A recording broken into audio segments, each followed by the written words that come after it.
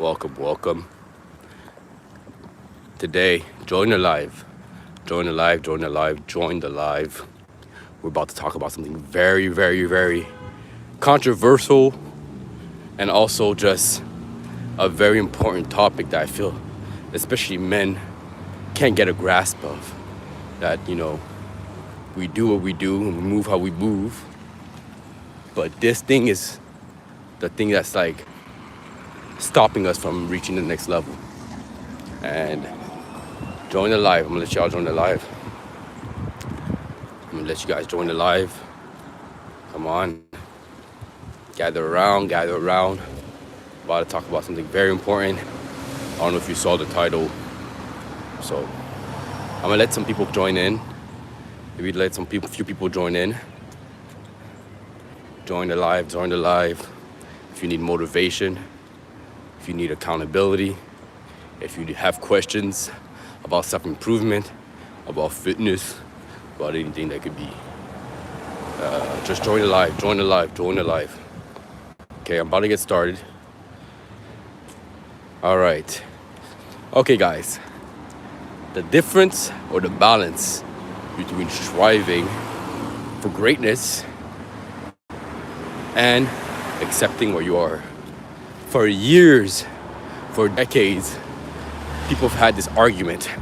Do you accept yourself how you are, where you are, or do you always strive for greatness to become the better version of yourself?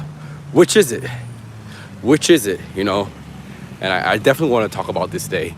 I definitely want to get into this today. It's a very important topic. And like all things, like many things, it's somewhere around the middle, Should you strive to the best? Should you strive to be the best that you can be? Or should you accept yourself? Let me tell you guys this. It's somewhere in the middle. So what it is that you gotta really balance yourself in a way that you're not destroying yourself while you're trying to build yourself up. Now, obviously, there is a bit of destruction that happens when you do self-improvement, when you work on yourself. Of course, there is. But at the same time, you can't destroy yourself to the point where you can't even breathe anymore. Even when I get on here, guys, and I'm like, my last lives are about men not going to the gym, and I'm very harsh. You run across the street. Let's get there. All right, come and get it. Let's get it. So, guys, I know I've been very harsh when it comes to the gym stuff, and yelling at the screen, telling men to go to the gym. I'm not like those videos have few likes, and I know I'm harsh. It's because I care about men, I care about people, but it goes for the same thing. You don't have to be so hard on yourself to the point where you're destroying yourself, where you're completely annihilating yourself. Recognize where you are and self-improve. But it doesn't mean that you put yourself down. It doesn't mean that you tell yourself that you won't be able to do it or you won't make it, so it's pointless. It's like you have to strive to the greatest potential of yourself, but at the same time, recognize where you are. You gotta write it down on the paper, where you're at right now, how much money you make. And you know what, man, even if you have a minimum wage job, thank God for that. Thank God for the fact that you have a job and you have money coming in, Thank God for the fact that you're alive and you even have the health to be able to work, That's what it means. This is what I'm talking. This is the balance between striving for greatness and being content in where you are in life. Of course you should be content. I'm content where I am in life. Hey, am I rich? No. Do I have 100K subscribers? No. But am I happy? Hell yeah.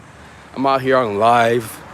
Even with the subscribers I have, I'm happy for everybody. All 197? Yeah, that's where I'm at. All 197 people. I thank you guys for subscribing. And I appreciate y'all. All right, and we have to be more like that. We have to be more appreciative of what we have in life and not be so bitter. is the word for things that we don't have. And you know what? A lot of men right now are walking around bitter because this guy has more money than you, or this guy made less mistakes than you. Because usually it's not even about money. Most times it's just mistakes that we've made. Obviously there are outside variables that we cannot control, but most times it's just the mistakes that we do in life that places us at the place that we're at. So when we go and get mad at a guy who has a brand new car of the year, not knowing how he got the car, maybe he made financial decisions that were correct. He took care of his credit, you know? And then he handed off his old car for a new car, right? So the balance between striving for greatness and being content where you are. It's such an important balance to have. It's such an important balance to have. If you don't have that balance, you're gonna find yourself going each and every way. You're gonna either be the self-improvement guy who literally hates his self, who hates who he is. And no matter how, you know, and the bad thing, guys, remember, like and subscribe for more content like this. Right now, I'm getting through the balance between striving for greatness and accepting yourself. Like the live, guys, so we can get this out to more people. Thank you, Gobs Goops, for the subscribe. I appreciate this. This is motivational content, just to help you get out of bed, just to help you do what you don't want to do. This is a place to get your mindset changed in a good way, you know. And we all have our beliefs, we all have our lifestyles, but let's see where we can meet in the middle. Let's see where we could be in the middle. Yeah, you could be a mod. Let me just add as moderator. Standard moderator. Here you go. So yeah, as I was saying, guys. Sure, here's your moderator. Thanks, Goose Gob. Yeah, so I appreciate that, Goose Gob, for offering to be a moderator. That's stand up of you. So as I was saying, guys, and this live won't be as long as the other ones that I've done. Okay, we're gonna get into this probably like 50 minutes more or less. All right, but the difference between striving for greatness, or let me say this, the balance between striving for greatness and being content, or better yet, accepting where you are. So the balance between striving for greatness and accepting where you are, you know. And accepting doesn't mean that you don't want to self-improve. You know, I just got off with my therapist, and it's so funny, you know. I can imagine my therapist is a man who self-improves. That he, you know, I see him, and I see that he is a man who self-improves. And you know, even him was telling me, you know, as I was speaking to him, I could tell that he understood just the quarrel that I have, the problem that I had with balancing striving for greatness and accepting where I am.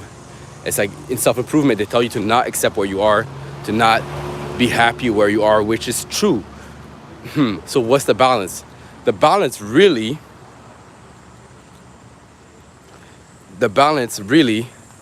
is, well, thank you, Goobs.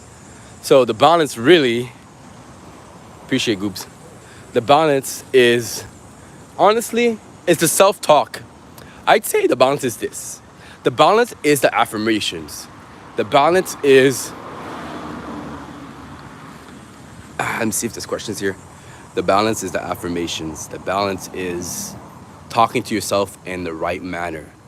Writing down your goals, you know, writing down your ambitions, and also believing in yourself. I think that's the fine line. Okay? If you're gonna self-improve, if you're gonna go hard, if you're gonna do what you need to do, talk to yourself adequately. Big yourself up. That's the fine line, guys. It's okay to want to self-improve and be the best that you can be. But if you don't talk to yourself in a positive manner, you're not gonna get anywhere. You know what I mean? Well, guys, one thing you guys should remember self-improve, self-improve, self-improve. I'll be the first one to always want everyone to self-improve. But if you're not talking to yourself in an adequate manner, it's going to be very hard to self-improve, because you every day that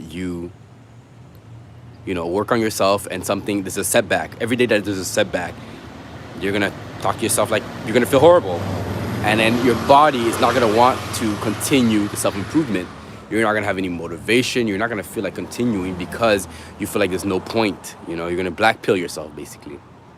I don't like to use those type of terms, but essentially you'd be black pilling yourself by not talking to yourself adequately and not recognizing your worth. Like for me, let's say for me, I need to make more money, but I'm happy about the money that I make.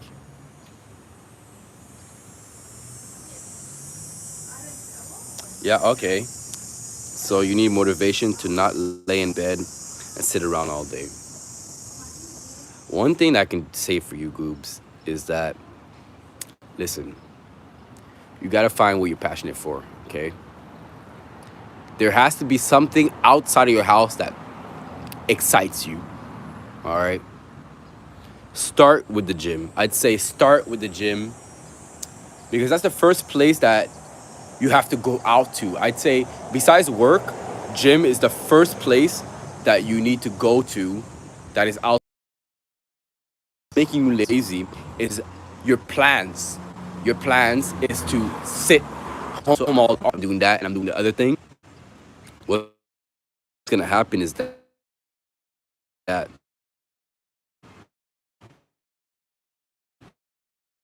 bro, I'm booked.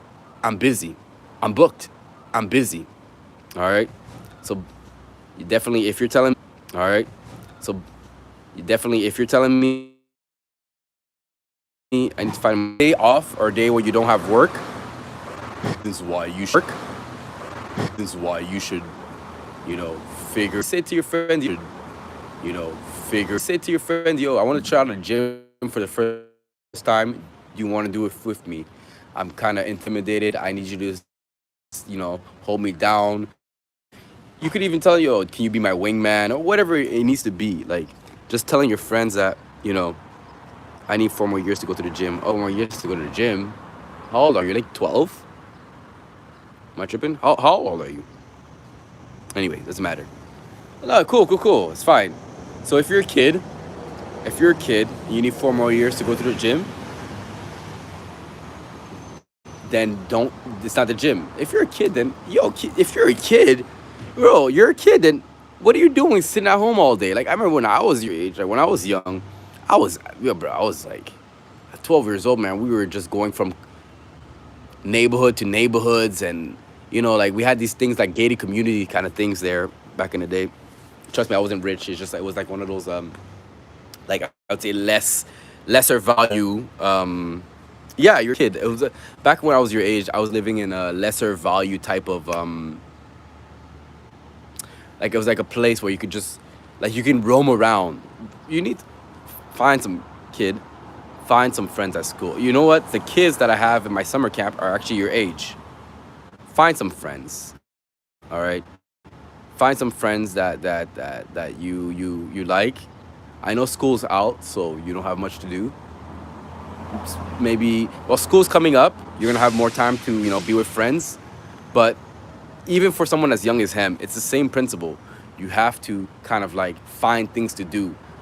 And back in my day, we didn't have phones, we didn't